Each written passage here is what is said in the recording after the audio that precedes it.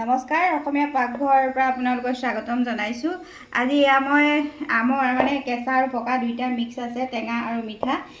মাত্ৰ একদম তেল নিদিয়াকৈ আপোনালোকক বনাই দেখাম, চাব ভিডিঅ'টো। এতিয়া এই আমখিনি মই কাটি ল'লোঁ, সৰু সৰুকৈ টুকুৰা কৰি লৈছিলোঁ। ইয়াতে এটা কেৰাহী ল'লোঁ আৰু এই আমখিনি মই বাকি দিছোঁ। ইয়াতে বাকি দি পেলাই ইয়াত মই এই গুড় দিছোঁ। ইয়াত অকণমান নিমখ দি দিছোঁ, তেতিয়া মিঠাটো বেলেঞ্চ হৈ যাব। আৰু এতিয়া ভালদৰে লৰাই দিছোঁ।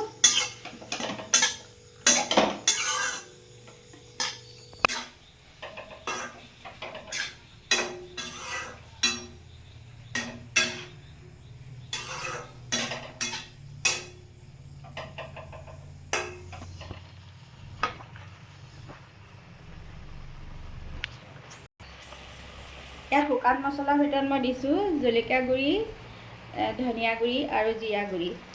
এই গোটেইখিনি মই দি দিছোঁ ইয়াতে।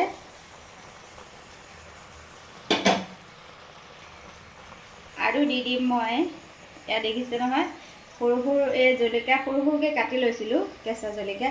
এয়া দিছোঁ পদিনা। এয়া গোটেইখিনি দি দিছোঁ মই।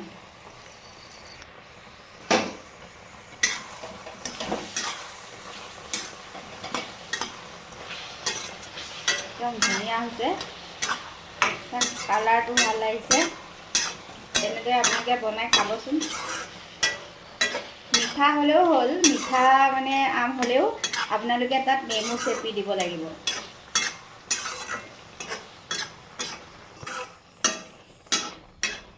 এয়া আমৰ আচাৰখিনি হৈ গ'ল। এয়া দেখিছে নহয়, মই অকণো তেল নিদিয়াকৈ বনালোঁ। আৰু শেষত মই এয়া গোল নেমু এচেপা দি দিছোঁ। 1 চামুচমান গোল নেমু দি দিছোঁ। আপোনালোকে মিঠা হ'লে অকণমান নেমু দিব লাগে। মোক যিহেতু আমখিনি বেছি টেঙা নহয়, টেঙা মিঠা দুইটা মিক্স আছে, সেইকাৰণে অকণমান গোল নেমু দি দিছোঁ। তাৰ টেষ্টটো বেছি ভাল হ'ব। এয়া হৈ গ'ল মোক চাওক,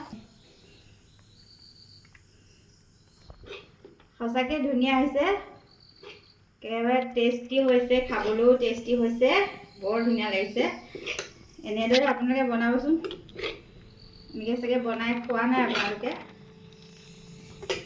2-3 দিনমান মানে এসপ্তাহমান খাব পাৰিব আৰু ভালদৰে থৈ দিলে।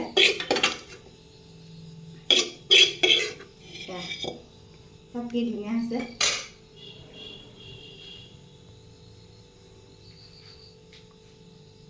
একদম মজা।